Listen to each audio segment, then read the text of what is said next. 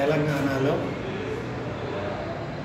ఒక ప్రభుత్వ పాలనను ఒకసారి మనం గమనిస్తే 28 రాష్ట్రాలలో ఉన్నతమైన రాష్ట్రంగా ముఖ్యమంత్రి కేసీఆర్ పాలనలో మనము దేశంలోనే గౌరవించబడుతున్నాం. ఏంటంటే ముఖ్యమంత్రి గారు అన్ని వర్గాలను గౌరవిస్తూ వాళ్ళకు కావాల్సిన సదుపాయాలను కల్పిస్తూ దేశంలో ఎవరు కూడా ఆకలితో కానీ ఉద్యోగం లేకుండా కానీ ఎటువంటి బాధలు పడకూడదనేటువంటి అభిప్రాయంతో అందరికీ సమాన అవకాశాలు కల్పిస్తూ కాపాడుతున్న పరిస్థితి మనం చూస్తున్నాం.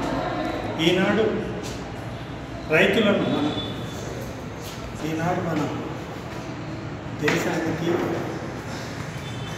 సేవలు అందిస్తున్న సైనికులైతేనేమి, అదేవిధంగా దేశానికి తిండి 2 పూటల 3 పూటల పెట్టుతున్న రైతు అయితేనేమి, ఈనాడు ప్రభుత్వం ఎక్కడ లేని వాళ్ళ స్థాయి నుంచి గౌరవంగా బతికే స్థాయికి వాళ్ళకు సదుపాయాలు కల్పించడానికి కృతనిశ్చయంతో ముఖ్యమంత్రి గారు వారికి ఎన్నో వస్తువులు కల్పించారు.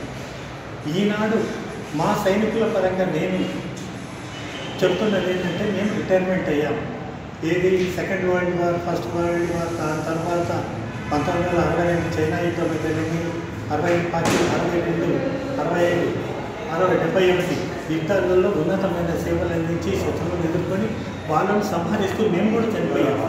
కానీ బతికి వచ్చిన మేము ఈరోజు గర్వంగా బ్రతకడానికి కావాల్సిన సదుపాయం ముఖ్యమంత్రి గారు ఈనాడు కల్పించడానికి పోతున్నాడు అంటే నిజంగానే ఒక రాజకీయంగా పక్కన పెడితే ఒక ముఖ్యమంత్రిగా ఆయన ఔన్నత్యానికి మేము సల్యూట్ చేస్తున్నాం. కారణం ఏంటయ్యా అంటే ఆయనలో ఉన్న గుణగణాలు అంత ఉన్నతమైనవి. ఆ ఉన్నతమైన గుణగణాలు ఈరోజు ప్రజలు కూడా శ్లాఘిస్తున్నారు.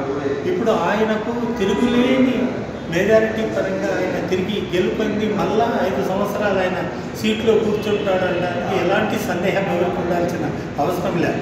అది ఏంటంటే మేము ఒక సైనికులం అంటే దేశానికి చేస్తూ ప్రజలను అబ్జర్వ్ చేస్తూ వచ్చిన వాళ్ళం, ప్రజల సంక్షేమానికి పాటుపడిన వాళ్ళం, మా ప్రాణాలనైనా త్యాగంగా పెట్టి దేశ రక్షణకు ప్రభుత్వాలను కాపాడుతూ ప్రజలను కాపాడుకున్న వాళ్ళం.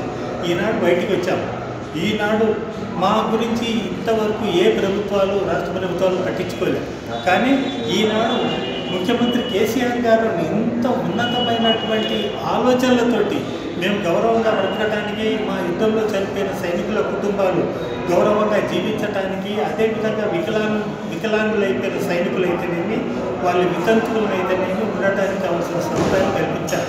మేము ఈరోజు ఒకటే రిక్వెస్ట్ చేస్తున్నాం, ఇన్ని కల్పించిన మీరు ఇన్ని కోట్ల రూపాయలు ప్రభుత్వ ఎంప్లాయీస్ నుంచి మాకు అందజేసి మా ఖజానాలు చేయించిన మీరు, ఆ ఖజానాలో ఉన్న డబ్బు అందాల్సిన వ్యక్తులు కొద్దిగా మీ పరంగా చూసుకొని వాళ్ళందరికీ కవర్ చేసినామంటే ఆ ధనంతో అందరూ కూడా వాళ్ళ కుటుంబాలను గౌరవంగా పోషించుకునే అవకాశం ఉంటుందని, అదేవిధంగా మన సీఎం కేసీఆర్ గారైతేనేమి, కేటీఆర్ గారైతేనేమి, అదేవిధంగా ఎంపీ గారైతేనేమి, వీళ్ళంతా ఒక కుటుంబం అనుకున్నా కూడా వాళ్ళు చేసే పాలన చూస్తే నిజంగానే ఆశ్చర్యం అనిపిస్తుంది. ఏంటంటే ఇంత ఉన్నతమైన భావాలు ఆ కుటుంబాన్ని